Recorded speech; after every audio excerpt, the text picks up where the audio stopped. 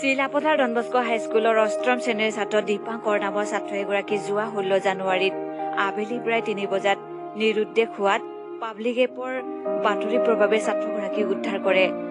ঘৰৰ পৰিয়ালে জনোৱা মতে দীপাংকৰে অৰুণাচল প্ৰদেশৰ লিখাবালিৰ পৰা প্ৰায় 200 কিলোমিটাৰ দূৰত্ব ইগো নামৰ ঠাইত এখন হোটেলত 3 দিন ধৰি কাম কৰি আছিল। ইপিনে দীপাংকৰক লৈ পৰিয়াল তথা সাৰথী স্বেচ্ছাসেৱী সংস্থাই তদন্ত কৰি ফুলবাৰী গাঁৱৰ এজন লগৰ সমত খবৰ লোৱাত ইগো হোটেললৈ যোৱা বুলি খবৰ জনায়। কিন্তু দীপাংকৰে হোটেলত কাম কৰি বহু কষ্ট পোৱাত হোটেলখনৰ পৰা পলাই এখন ট্ৰাকত উঠি লিখাবালি চেকগেটত পৰিয়াল তথা সাৰথী স্বেচ্ছাসেৱী সংস্থাৰ সচিব মনোজ কুমাৰ দাসে উদ্ধাৰ কৰি ঘৰলৈ লৈ আনে। গতিকে দীপাংকৰৰ নিৰুদ্দেশৰ সময়ত পৰিয়ালৰ লোকক সাৰথী স্বেচ্ছাসেৱী সংস্থাই যথেষ্ট সহায় সহযোগ কৰাত অভিনন্দন জ্ঞাপন কৰিছে দীপাংকৰৰ পৰিয়ালে। অলপ ফুৰিবলৈ যাম বুলি ভাবিছিলোঁ। তাৰপিছত তাত গৈ কিনি মই ফচি গ'লোঁ। ৰাতি তাৰ ঘৰতে থ'লে। তাৰ ঘৰত থৈ কিনি সি মোৰ আন এটা ল'ৰাৰ লগত পৰিচিত কৰালে।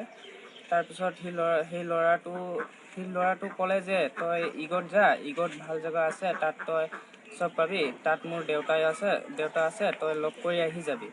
তাৰপিছত সেইটো হোৱাৰ পৰে সেই ল'ৰাটো নেক্সট দিনা আহি কিনি গধূলি মোক লৈ গৈ কিনি তাত সি চব টিকেট চব কাটি কিনি মোক তাত পঠাই দিলে ইগো হোটেলত পঠাই কিনি তাত মোক আকৌ মই চাওঁ যে মোক এনেকা মই আহিবলৈ চেষ্টা কৰিছোঁ, লেকিন সিহঁতে আহিবলৈ দিয়া নাই।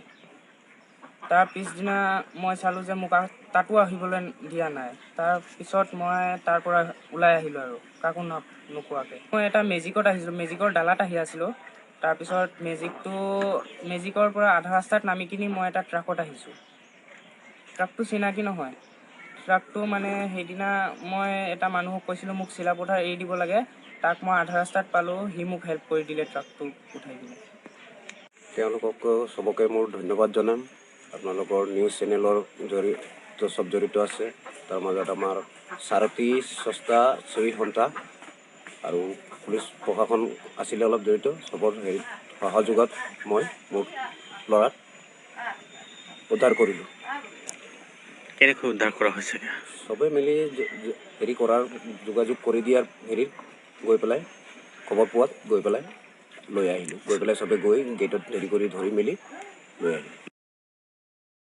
প্ৰথমে মই চিলাপথাৰ সাংবাদিকসকলক লগতে সাৰথী স্বেচ্ছাসেৱী সংস্থাসমূহ কৰ্মীক আন্তৰিক ধন্যবাদ জ্ঞাপন কৰিছোঁ। তাৰমানে আমি যোৱা দেওবাৰে আমি এটা খবৰ পালোঁ যে দীপাংকৰ নামৰ ল'ৰা এটা নিৰুদ্দেশ হৈ আছে, আৰু সেইবাবে আমি সাৰথীসমূহ কৰ্মীসকলক আমি জনালোঁ যে তেখেতসকলৰ ঘৰত যাওঁ, কথাটো কি আমি বুজিব চেষ্টা কৰিলোঁ। তাৰপাছত আমি অকণমান নিজে অনুসন্ধান কৰিলোঁ আৰু তেওঁলোকৰ প্ৰতিটো লগৰক আমি খবৰ কৰিলোঁ। তাৰপাছত আপোনালোকৰ